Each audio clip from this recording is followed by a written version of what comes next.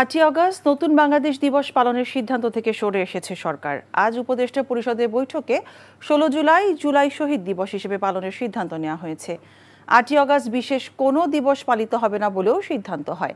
প্রধান উপদেষ্টা ডক্টর মোহাম্মদ ইউনূসের সভাপতিত্বে সকালে রাজধানীর তেজগাঁওয়ে প্রধান উপদেষ্টার কার্যালয়ে অনুষ্ঠিত উপদেষ্টা পরিষদের সভায় এসব সিদ্ধান্ত হয়।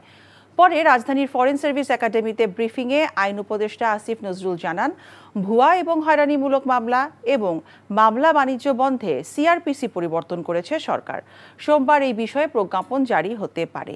এছাড়া জুলাই গণ অভ্যুত্থানের মামলা পরিচালনায় সহযোগিতার স্বার্থে ঢাকায় আগামী 3 বছরের জন্য জাতিসংঘের মানবাধিকার বিষয়ক কার্যালয় করার সিদ্ধান্ত অনুমোদন দিয়েছে উপদেষ্টা পরিষদ।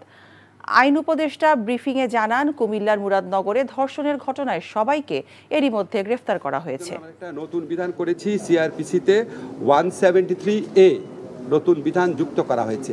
এইটা যখন কার্যকর হবে আশা করছি আমাদের পুলিশ প্রশাসন এবং আদালত প্রশাসন ওনারা একসাথে কাজ করে যেই সমস্ত মামলায় আপনার গ্রেফতার বাণিজ্য বা মামলা বাণিজ্য হচ্ছে, অসংখ্য লোককে আসামি করা হচ্ছে এবং যাদের বিরুদ্ধে প্রিলিমিনারি রিপোর্টে পুলিশের প্রাথমিক রিপোর্টে কোনো রকম এভিডেন্স পাওয়া যাবে না, তাদেরকে আদালত প্রাথমিক স্টেজে প্রি ট্রায়াল স্টেজে বিচার শুরু করার আগে ডিসচার্জ করে দিতে পারবেন। বান্ডেল থাকলে প্রতি সেনমানিতে টাকা বাঁচবে।